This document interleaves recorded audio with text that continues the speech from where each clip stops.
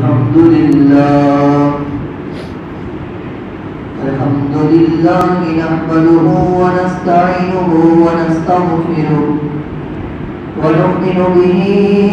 ونتوكل عليه ونعوذ بالله من شرور أنفسنا ومن سيئات أعمالنا من يهده الله فلا مضل له ومن يضلله فلا هادي له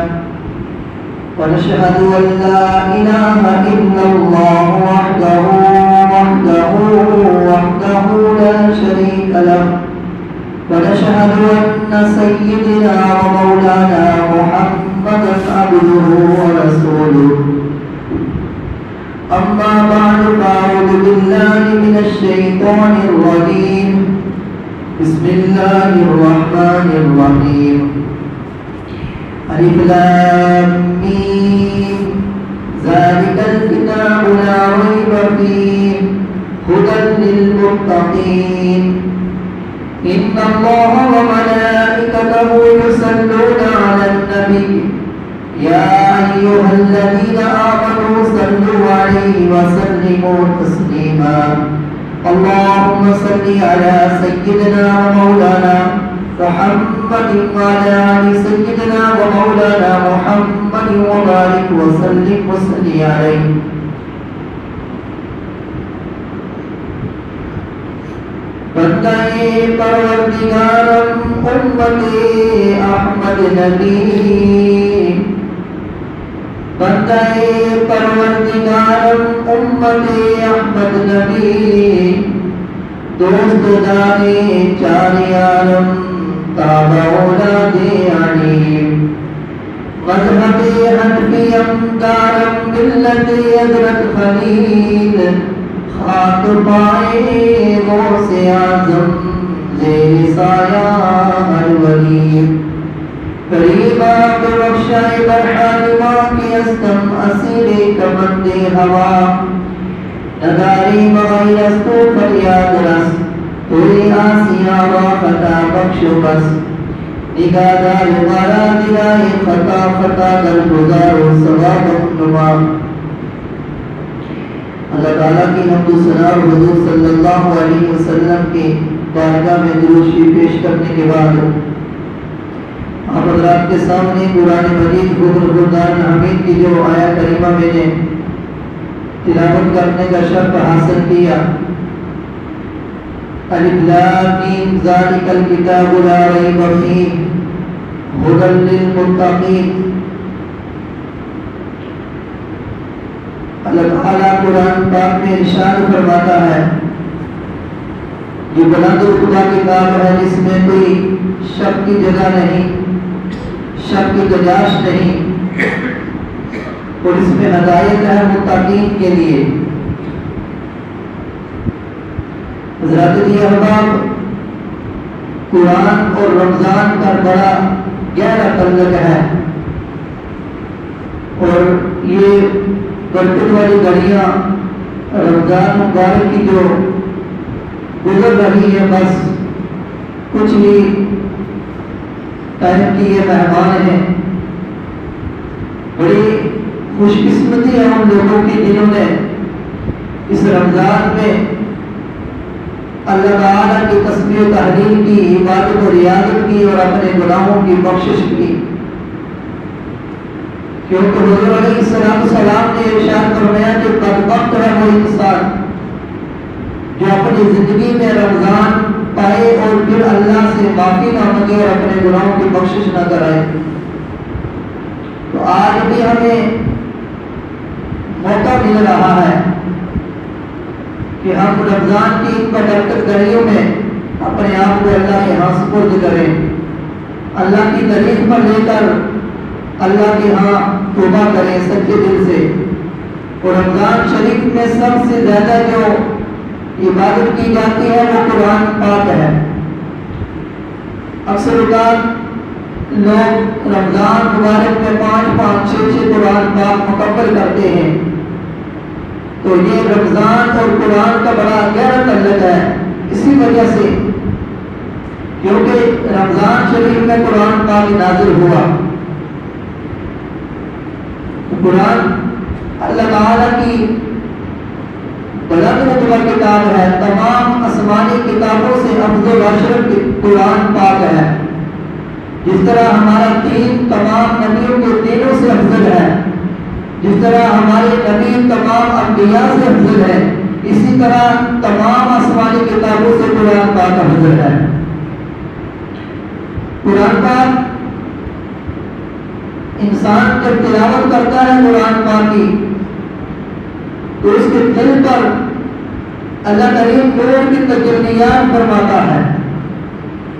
بلکہ حدیث مبارکہ میں آتا ہے کہ انسان گناہ کرتا ہے تو اس کے دل پر ایک سیاہ نقطہ پڑ جاتا ہے، پھر دوسرا گناہ کرتا ہے، دوسرا نقطہ پڑ جاتا ہے، حتیٰ کہ انسان گناہ کرتا جاتا ہے، اس کے دل پر سیاہ نقطے پڑتے جاتے ہیں، اور ایک وقت ایسا آتا ہے انسان کی زندگی میں کہ وہ گناہ کر کر کے اس کا پورا دل جو ہے وہ سیاہ ہو جاتا ہے۔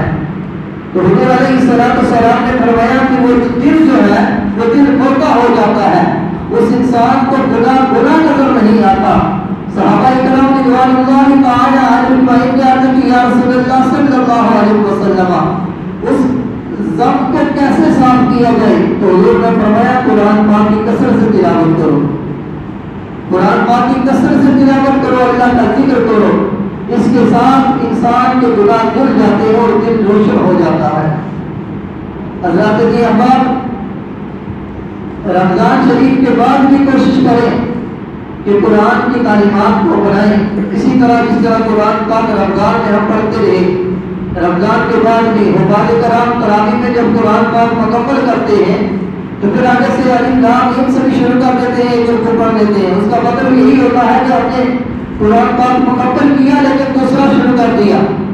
اب دوسرا جو شروع کیا یہ آپ کی ذمہ داری ہے جو مقتدی ہوتے ہیں اس کو مکمل کرنا، کیونکہ قرآن پاک سے جب ہم دور ہو جاتے ہیں تو قرآن ہم سے دور ہو جاتا ہے۔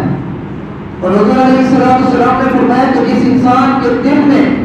قرآن پاک کی کوئی صورت نہیں، جسے قرآن نہیں آتا، وہ ویران قبرستان کی طرح ہے، یہ ویران گھر کی طرح ہے وہ دل۔ تو جب ہم قرآن پاک سے محبت کریں گے تو اللہ کریم کا قرب حاصل ہوگا، قرآن ہم سے محبت کرے گا، کیونکہ قرآن پاک ایک ایسی چیز ہے کہ اگر ہمارے گھر میں قرآن پاک موجود ہے تو ہم بعض ایسے لوگ بھی ہیں جو قرآن پاک پڑھنا نہیں جانتے، لیکن قرآن سے محبت کو لازمی کریں، اور قرآن سے محبت کرنے کا طریقہ یہ ہے کہ گھر میں قرآن پاک اٹھائیں، اس کے اوپر گلاب ہوگا، اسے اتار کر دھوئیں، صاف ستھرا کریں، خوشبو لگائیں، قرآن پاک کو چومیں، اس سے پیار کریں، اور پھر اس خوبصورت طریقے سے پھر اسی جگہ پر رکھ دیں۔ یہ طریقہ روز اپنائیں۔ جو لوگوں کو قرآن پاک پڑھنا نہیں آتا، اس سے اللہ کریم راضی ہوتا ہے۔ حضرت محمود غزنوی رحمۃ اللہ علیہ آپ فرماتے ہیں کہ ایک دوست کے ہاں مہمان بن کر گیا تو وہاں جہاں اس نے مجھے کمرہ دیا آرام کے لیے، اس کمرے کے کونے میں قرآن پاک پڑھا ہوا تھا، قرآن پاک پڑھا ہوا تھا۔ جب میں آرام کے لیے لیٹا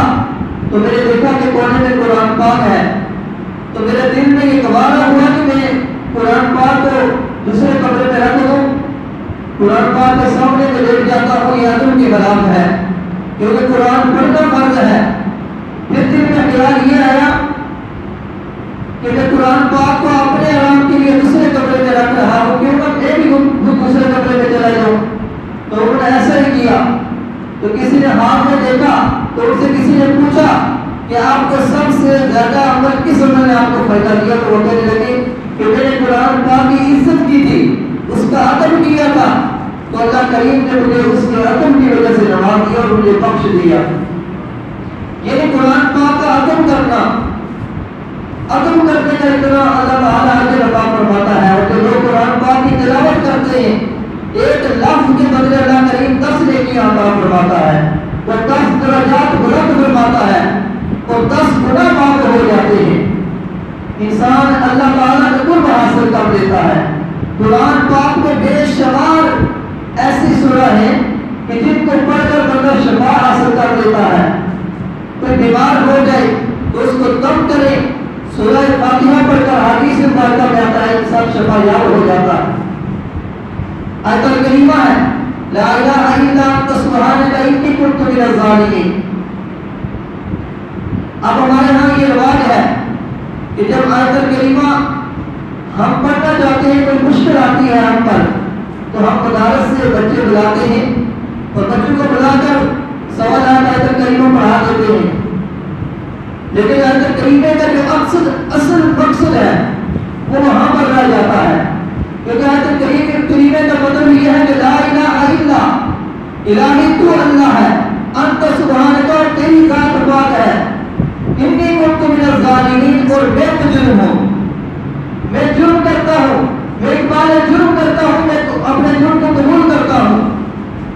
یہ چیزیں ہیں انسان جب اپنے آپ کو اللہ کی تعریف پر لے آئے. جب مدارس کے بچے بلاتے ہیں تو وہ بچے تو ویسے ہی گناہوں سے پاک ہوتے ہیں تو وہ اقبال جرم کر رہے ہوتے ہیں، اور جس نے جرم کیا وہ دوسرے کمرے میں بیٹھ کر سگریٹ پی رہا ہوتا ہے.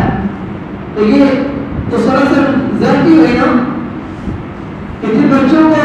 جو گنہگار ہے ہی نہیں ہم ان کو لگا دیتے ہیں پڑھنے کے لیے، تو جس نے جرم کیا وہ دوسرے کمرے میں بیٹھا ہے. تو اس طرح بھی جب کوئی علماء یا کوئی پیر کوئی بتاتا ہے کہ اگر کریمہ پڑھ کر پھر دوبارہ جاتے ہیں کہ کوئی فائدہ نہیں ہوا، اگر کریمہ ہم نے پڑھا دیا خود پڑھا ہی نہیں تو پھر فائدہ کیسے ہوگا؟ کیونکہ اس کا مطلب ہے لا الہ الا الہی تو اللہ ہے، انت سبحانک تیری ذات پاک ہے، انی کنت من الظالمین اور میں ظالموں میں سے ہوں، میں مجرم ہوں. تمہارے جرم خدا خود کرے تو پھر فائدہ نہ ہو تو پھر تو بات ہے بڑی قابل بات ہے.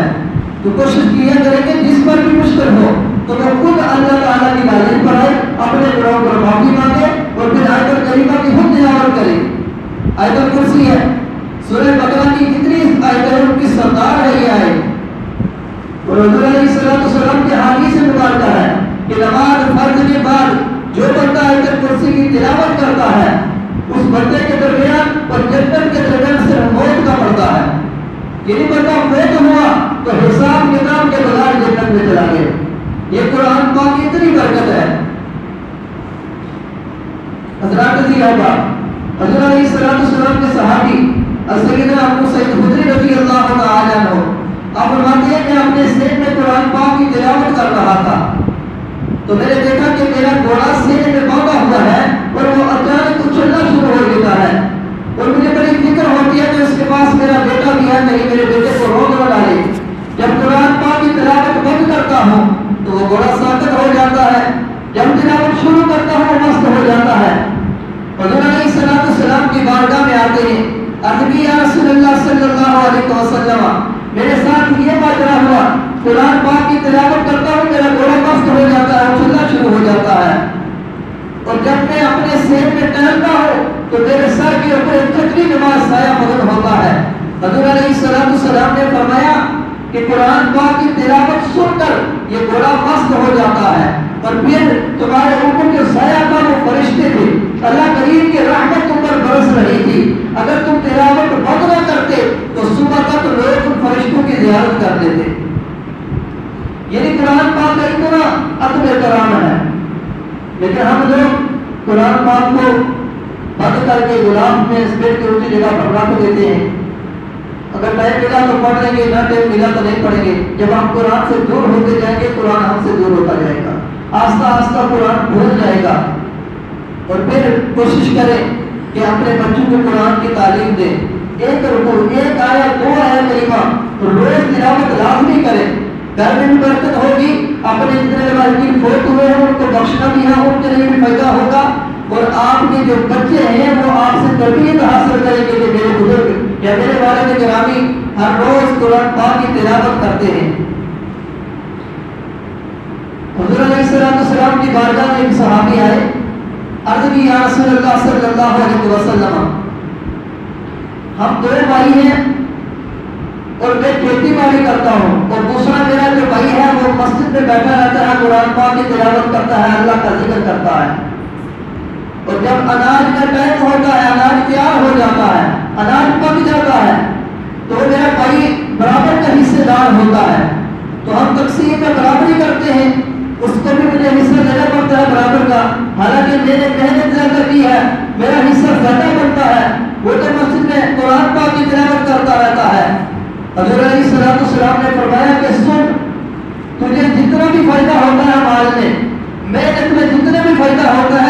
قرآن پڑھنے والے کی برکت سے ہوتا ہے، یعنی اس کی برکت سے تجھے فائدہ ہوتا ہے۔ تو اس حدیث مبارکہ سے پتہ چلتا ہے کہ قرآن پڑھنے سے گھر میں ایک بہار آ جاتی ہے اور رزق میں کبھی کمی نہیں رہتی، اور کوئی جس گھر میں قرآن پاک پڑھنے والا نہ ہو تو وہ گھر ویران گھر کی طرح ہوتا ہے، ویران قبرستان کی طرح ہوتا ہے۔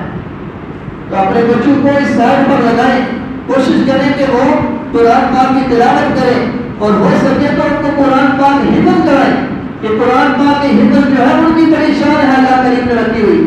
کہ قیامت کے دن اللہ کریم نے فرمائے گا کہ قرآن پاک کی تلاوت کرتا جا اور سیڑھیاں چڑھتا جا۔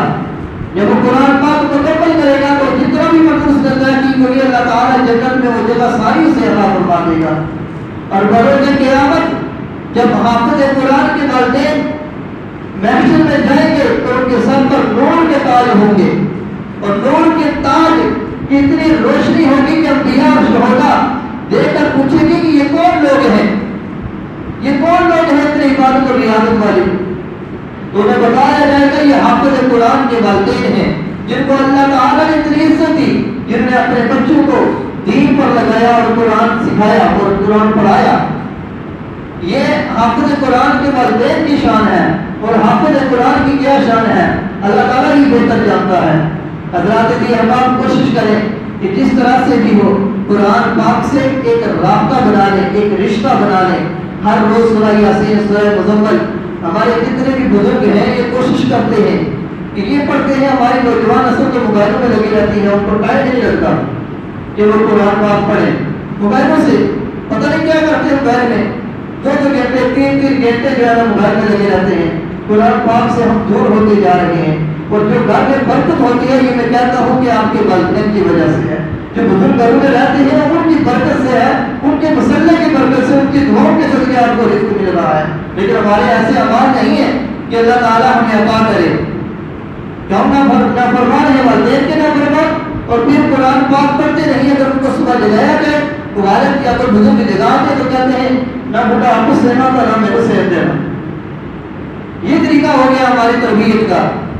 کہ موبائل ایسا آ گیا کہ موبائل میں مگن ہو گئے تو قرآن گیا، نماز گئی، زکات گئی، بالکل اللہ تعالیٰ کے راستے سے ہم دور ہوتے چلے گئے۔ تو اس طرح آنے والی نسلیں جو ہے کیا امید کر سکتے ہیں وہ ہماری قبروں پر آئے گی دعا کرنے کے لیے؟ قرآن آئے گا تو آئے گی نا دعا کرنے کے لیے، کچھ آئے گا تو وہ پڑھ کر ہمیں بخشے گے نا۔ تو کوشش کریں کہ اپنے بچوں کو خاص کر کے اس پر تاکید کریں کہ وہ قرآن پاک کی تلاوت کریں، اور ان کو سکھائیں کہ کس طرح اس سارے ثواب کیے جاتا ہے۔ جتنے بھی آپ کے لوگ فوت ہو چکے ہیں ان کو اس سارے ثواب کریں۔ اللہ تعالیٰ ہم سب کو حامی ناصر ہو۔ اللہ تعالیٰ اس رمضان کے صدقے ہمیں قرآن پاک کی پڑھنے کی توفیق عطا فرمائے، کیونکہ رمضان تو قرآن کا بڑا گہرا تعلق ہے۔ تو خوش قسمت ہے وہ لوگ جو رمضان شریف میں قرآن پاک کی تلاوت کرتے رہے اور اللہ تعالیٰ کا قرب حاصل کرتے رہے۔